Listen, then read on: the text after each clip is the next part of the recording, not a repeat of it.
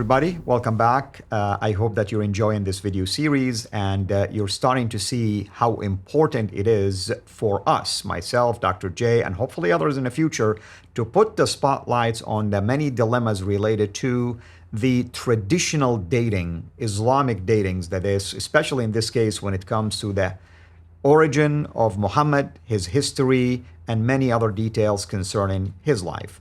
So we are going to take a closer look now at the extant documentation or manuscripts related to these sources. You know, we hear about Al-Tabari, we hear about Bukhari, we hear about Ibn Hisham, we hear about Ibn Ishaq, and the list goes on and on and on. But have you ever asked yourself, what is the earliest surviving complete manuscript that proves that those people existed or even wrote something? With that, let's turn our attention to Dr. J. Okay, now why are we even bringing this up? This all has to do with a friend of yours and mine named Farid Responds. You know Sheikh Farid. You know who he is. He's no sheikh at all, but that's okay. He calls by Sheikh Farid. Yeah. He's been a constant critic of yours. He's been a constant critic of mine. It's a badge of honor, actually. It is, because he's always taken us so seriously, and he loves to hammer us on this issue. In fact, people have always asked, Jay, all these references you give to all these guys, Hisham, Waqidi, Bukhari, Muslim, Majid, and Tirmidhi, and all the rest, you say you go on and on about their dates, but have you ever studied those dates and ever studied them? And Farid really did a great thing about him. A year or two ago, he decided to take me on this. And he really ridicules me, which is great. I love being ridiculed because I'm so used to it now. And the more they ridicule, the more I realize this, I'm really getting under their skin. This seems to really bother him. And he's in his office there. And he says, Jay, you have no idea what you're talking about. You talk about Ibn Hisham as if he's the earliest, and Waqidi, he's the earliest, 200 years. There are so many others. And then he starts picking all these books off his shelf, one after another. What about this guy here, or the Muwatta of Ibn Malik? What about this guy here? He just gets one after another, and he starts just reading them, and just reading them, and just reading them, their names. Yep. All of these, great plethora, about 5 different books he brings out. This entourage, and he says these are all were actually there, Jay. They actually knew him. They saw him. They are. How come they're not prominent books anyway? Say again. How come these books are not prominent books compared to the others? Hold on. Yeah. No, I'm just raising a question. That's not the problem. Yeah. That's not the problem. And as you're going to see, so I decided, well, this is true. He's right. I've never heard these names. How is it that they're not prominent? Because nobody considers them that important. More than that, there's nothing in what they're writing that really gives us a handle on what's going on. And yet they lived with Muhammad, he says, right? Supposedly. This is what's fascinating. Yeah. Now, he was being careful. He didn't really say that they were living with Muhammad. But he says most of the event. They're all earlier than Ibn Hisham. Right. That's what he said. Right. Every one of these is earlier than Ibn Hisham. So that's earlier than 833.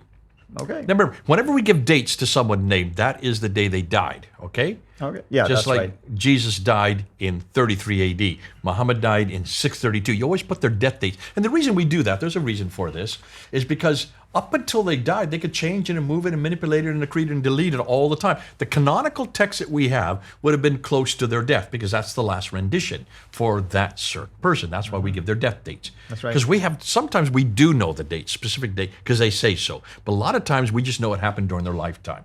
So he is saying that everything, all of these references after references come before 833, before 835. So let us dissect these things. And so I decided, well, that's a good point. And then he said, what is your criteria for what you want? Give me your criteria so we can even have a discussion on this. So I'm going to give my criteria right now, and I'm going to go, and we're going to then start introducing it, exactly what we have found. Now, this happened 2 years ago, and I have my Dr. Pat Andrews has been working on this for 2 years. He decided to take Farid at his word. And he said, okay, let us go and see exactly who these guys are that he's referring to. And let's go see what we don't know about these individuals. Let's go put them to practice, and let's put them into a context of date by date by date by date, chronology. That's taken him about 3 years to do that. I introduced it just briefly on your show back in the last year before Christmas time. in December of 2024. We're now in 2025. I want to start putting this and show you visually what we're going to do. But let's start. What's the criteria we're looking for?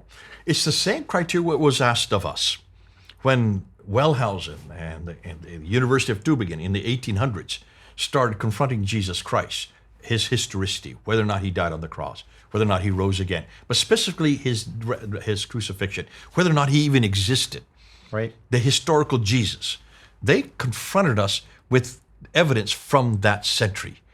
And they said, you don't have anything that's complete. You don't have any Matthew, Mark, Luke, and John. We don't have any of the documents. The earliest we have that's complete would be Sinaiticus, the Alexandrinus, and the Vaticanus. The Sinaiticus is 325. That's the 4th century. Same with the Vaticanus, 325.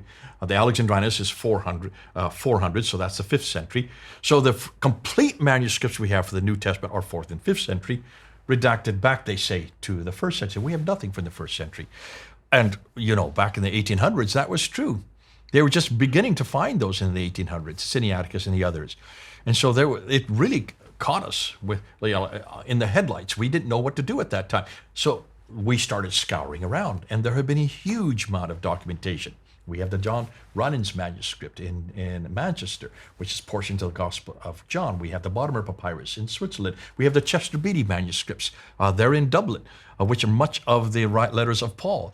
We also have now the early church fathers' quotations. We have 85,000 of them that we've accumulated, 36,000 that predate the 4th century, Sinaiticus, Alexandrinus, and the Vaticanus, the Metropolitan Codices. So we have these 36,000 we can look at, a completely different genre than the manuscript evidence, and they all agree with the manuscript evidence, and these are before the 4th century.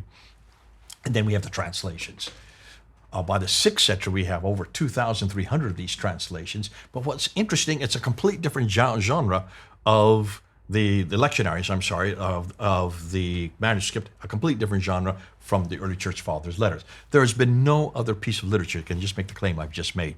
Now, being that as is being said, since we had to go and find all this material to support the gospel evidence, to support Matthew, Mark, Luke, and John, the letters of Paul, and all the other New Testament writings, since we've had to do that, and we've struggled to find them because so much of them were destroyed. To be fair, almost all of them were written on papyrus because this is the cheap man's paper. In the early days, the church was not very wealthy. In order to be able to write on vellum, which is animal skin, you had to be very wealthy to do so. So they only had papyrus. So we would not expect to find the originals for any of these. The fact that we have found fragments of papyrus is amazing in and of itself. But see, Muslims can't make that claim. They were not dependent on papyrus. They had vellum, because why? We're talking about caliphal courts. By the time the Abu Bakr, Umar, Uthman, and Ali, these are all caliphs. By the time you get Muawiyah, and by the time you get Abdul Malik, you have these guys controlled all the way from Tripoli to India and from Turkey down to Spain. And by the time you get to Abdul Malik, from Spain to India and from Turkey down to Spain, they were huge empires, had lots of wealth, and all of these writers are coming after this period. Remember I said these are all Abbasid writers. That's right. These are all from 750 on, so they were all in the caliphal courts. They're in Baghdad. They would have had vellum. They would have had parchment. They would not have wasted their time on papyrus. So we're going to ask this question. Show us these fragments. Show us these manuscripts, and let's ask, when did they get written? So we're going to start diving into that. We're not looking for papyrus. We're looking for parchment. And we're looking for the first extant manuscripts for every one of these guys. Can you see why we're asking this? This is absolutely important because we're going to shut down Farid. So when he says, what's my criteria? I want something that's durable, that you can put your hand on, that's complete. Complete is the word. There you go. Yeah, because he or someone else is going to say, oh, I can show you fragments. Well, that's not what we're looking for. Fragments mean it's incomplete. We want something complete. We want something that is complete. Okay, so that's what we're going to do next. And now we're getting into it. This is where the rubber hits the road. This is where the mud hits the fan. Because what we have found, Muslims are not going to like. Very good. Very exciting. I hope everyone is enjoying this. And I hope that you are anxious and with excitement waiting for the next episode. Until then, have a blessed day, everyone.